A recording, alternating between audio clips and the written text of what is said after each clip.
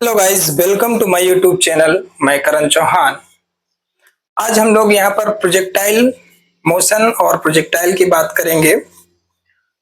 देखिए, मैं काफी दिनों से क्लास नहीं ले पा रहा था क्योंकि मैं थोड़ा बहुत बिजी था। मेरा एग्जाम भी था, इसलिए मैं बहुत दिनों से बिजी था। अब मैं थोड़ा सा फ्री हुआ हूँ, तो अब क्लासेस होंगी।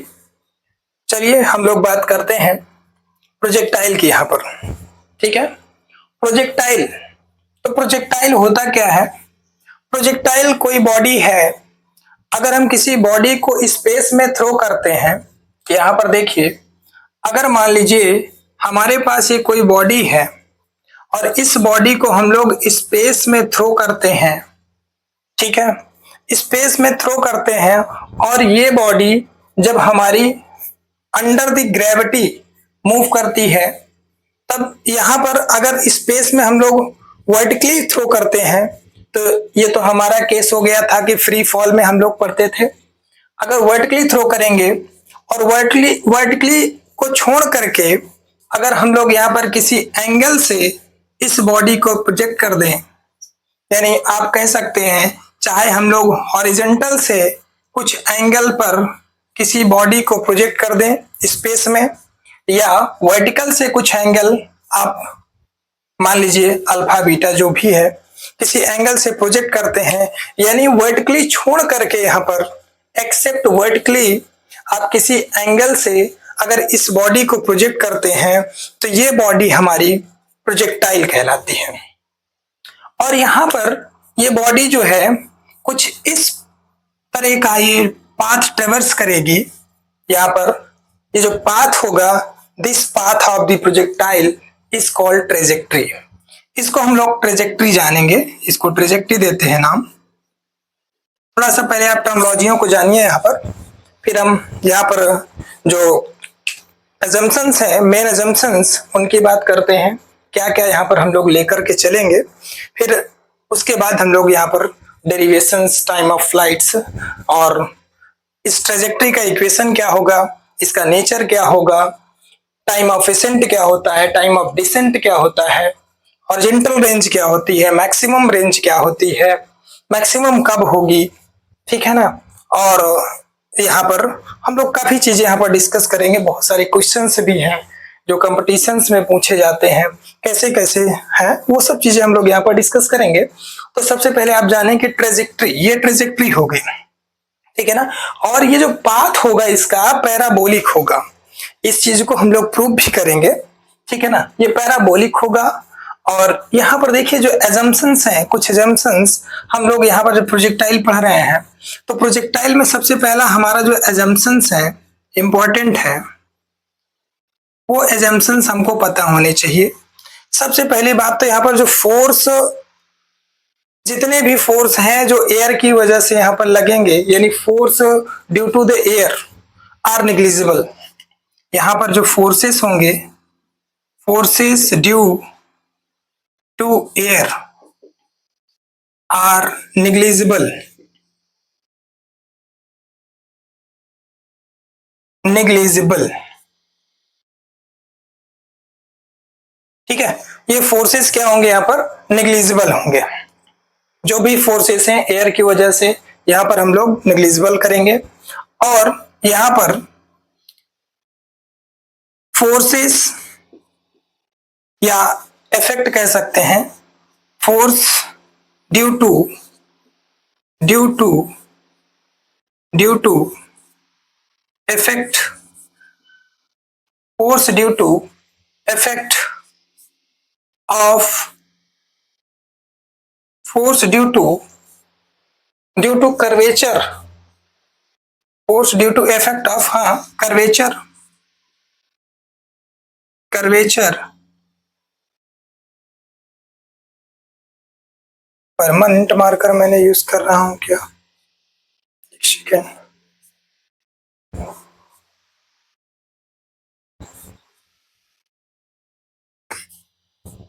ठीक है,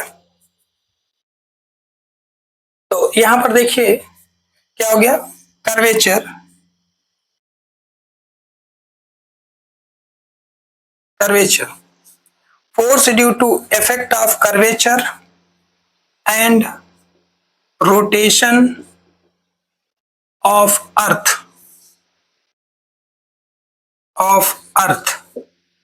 ये सब क्या होंगे, निग्लिजिबल होंगे। ठीक है, ये हमारा जंक्शंस होगा।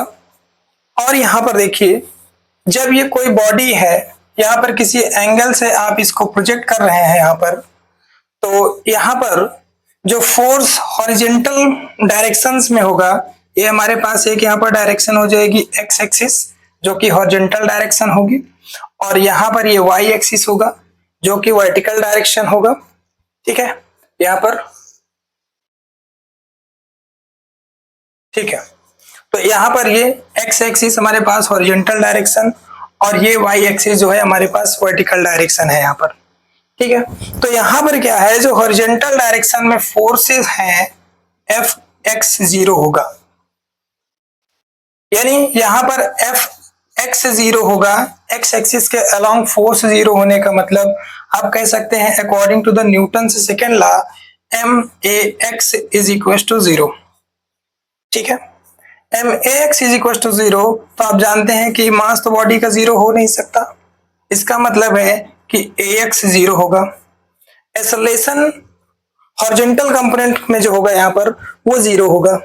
ठीक है, एक्स एक्सिस में जो हॉरिजॉन्टल डायरेक्शन में हमारे पास यहाँ पर एक्सेलरेशन होगा वो जीरो होगा।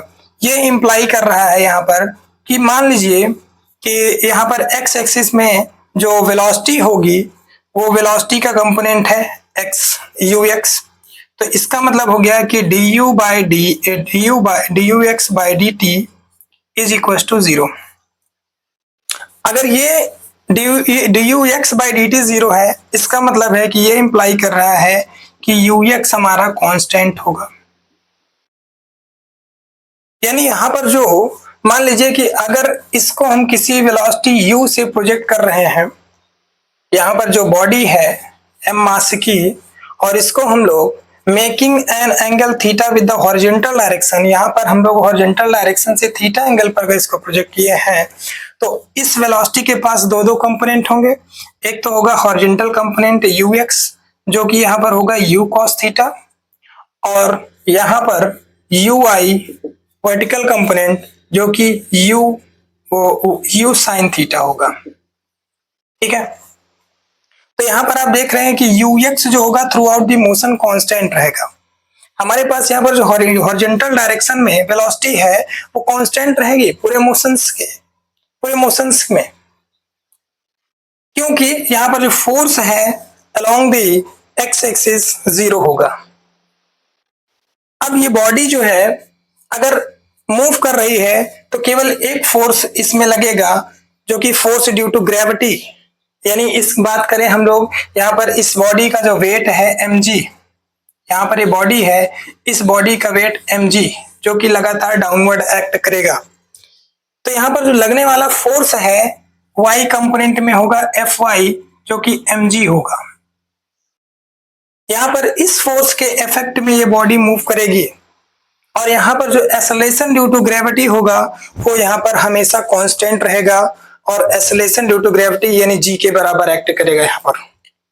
यानी वर्टिकल कंपोनेंट में जो यहाँ पर एक्सेलरेशन होगा ए वाई होगा, और ए वाई जो होगा वो माइनस जी के बराबर होगा, क्योंकि बॉडी को हम लोग यहाँ पर अपवर्ड प्रोजेक्ट कर रहे हैं, तो यहाँ पर जो जी जो होगा वो डाउनवर्ड एक्सेलरेशन होगा। ठीक है, इतनी चीजें हम लोग यहाँ पर एज्यूम करेंगे। फिर इसके बाद हम लोग देखिए, अब हम लोग यहाँ पर जो प्रोजेक्टाइल है उस प्रोजेक्टाइल का इक्वेशन यहाँ पर देखते हैं, और वो इक्वेशन हमें यहाँ पर क्या क्या रिप्रेजेंट करेगी उससे हम लोग यहाँ पर चीजों को समझेंगे। ठीक है, चलिए देखिए, थोड़ा सा मैं आगे बढ़ाता हूँ इस बात को। अब हम लोग कंटिन्यू कर चुके हैं। ठीक है, अब जल्दी ब्रेक नहीं होगा, यहाँ पर कोशिश मेरी यही रहेगी।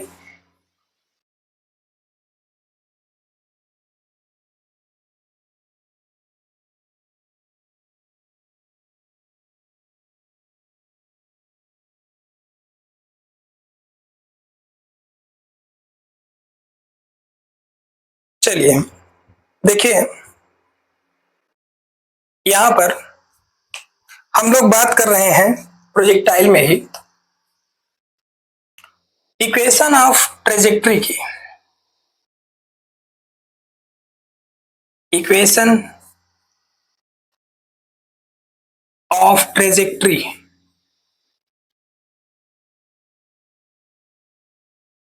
Equation of trajectory.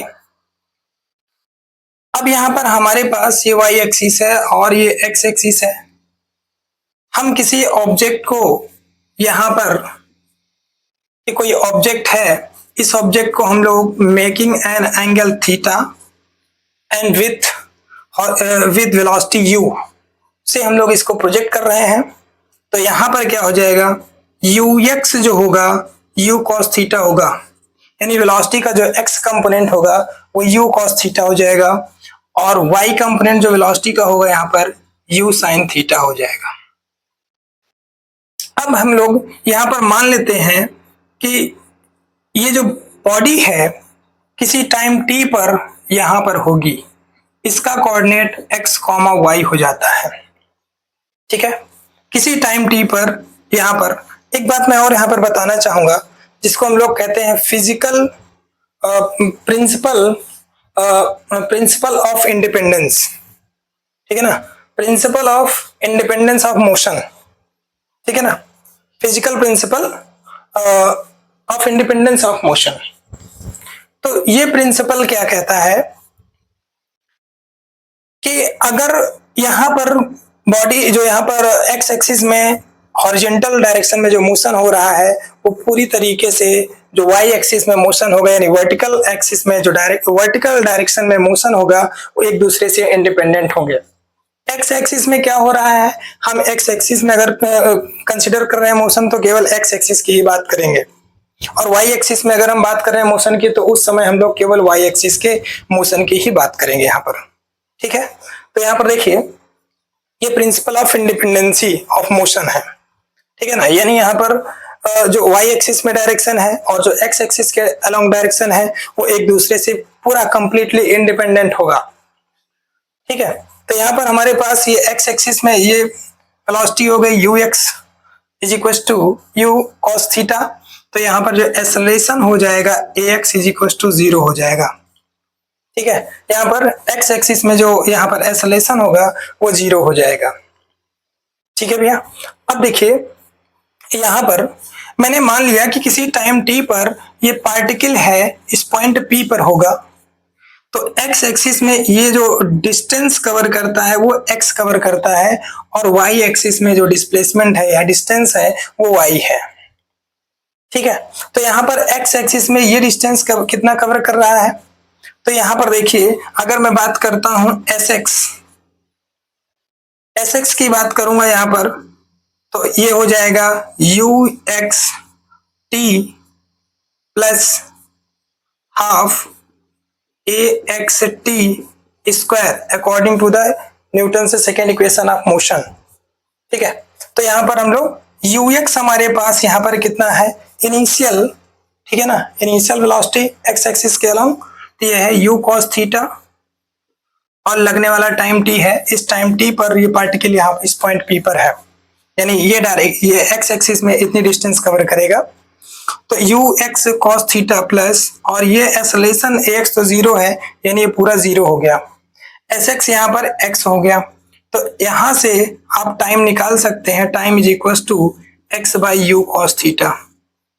ठीक है, एक इक्वेशन आप ये बना लीजिए। उसके बाद अब हम लोग वाई एक्सिस में देखते हैं कितनी डिस्टेंस से कवर करेगा पार्टिकल, तो S Y is equal to U Y T plus half A Y T square. ठीक है, तो एस वाई डिस्टेंस यहाँ पर कितनी है वाई है इज इक्वल टू यू आई हमारे पास यहाँ पे यू साइन थीटा है, इनिशियल वाई एक्सिस में वेलोसिटी जो है वाई कंपोनेंट में यू साइन थीटा है और टाइम टी है, एक्सेलरेशन इसमें जो लग रहा है वो जी लग रहा है, एक्सेलरेशन ड्यू टू ग्रेविटी जो कि कांस्टेंट होगा through out the motion T square. अब यहाँ का जो टाइम है और यहाँ का जो टाइम है दोनों टाइम सेम है, क्योंकि इसी टाइम टी पर ये एक्स एक्सिस में जितनी डिस्टेंस कवर करेगा उसी टाइम टी पर भी ये वाई एक्सिस में वाई डिस्टेंस ट्रेवल कर रहा है। तो यहाँ से टी की वैल्यू हम लोग वहां पर सब्स्टिट्यूट कर सकते हैं, यानी y इज इक्वल टू यहाँ से हो जाएगा u साइन थीटा, टी की जगह पर यहाँ पे x by U cos theta minus half G, T की जगह पर आप रख सकते हैं X square by U square cos square theta. ध्यान से देखिए मैंने टी को वहां पर रिप्लेस कर दिया है। तब आप यहाँ पर देख सकते हैं ये हमारे पास इक्वेशन बन रही है y is equal to u sine theta, यानी sine theta upon cos theta tan theta हो जाएगा, और u से u खत्म भी हो रहा है यहाँ पर, ठीक है भैया। तो यहाँ पर आप लिख सकते हैं tan theta x minus half G X square by U square cos square theta. ठीक है, देख लीजिए कुछ छूट तो नहीं रहा। ठीक है, तो यहां पर ये क्या हो गया हमारे पास हाफ, यानी इस टू को नीचे ले आ सकते हैं आप। ठीक है, अब इसको ध्यान से देखिए, ये जो इक्वेशन है ये क्वाड्रेटिक इक्वेशन है। This is quadratic in x, ये इक्वेशन हमारे पास क्वाड्रेटिक है एक्स में, यानी अगर मैं बात करूं तो इसको लिख सकता हूं y is equal to A X minus B X square, where A की वैल्यू यहाँ पर जो है मेरे पास वो टेन थीटा है। ठीक है, और b की वैल्यू यहाँ पर जो मैं कंसीडर कर लेता हूं, ठीक है, b की वैल्यू जो है वो है half G U square cos square theta. अब ध्यान से देखिए, क्योंकि यहाँ पर g जो है through out the motion constant होगा और u cos थीटा यहाँ पर ये कांस्टेंट ही होगा। जो भी यहाँ पर वेलोसिटी हमने प्रोजेक्ट किया है इनिशियल u, वो हमारी जो भी होगी प्रोजेक्शन वेलोसिटी वो सेम रहेगी, कांस्टेंट रहेगी, और यहाँ पर ये थीटा एंगल प्रोजेक्शन भी कांस्टेंट रहेगा। तो यहाँ पर ये हमारे पास एक कांस्टेंट क्वांटिटी हो गई और एक क्वांटिटी ये कांस्टेंट हो गई। तो यहाँ पर हम लोग कह सकते हैं y is equal to A X minus B X square.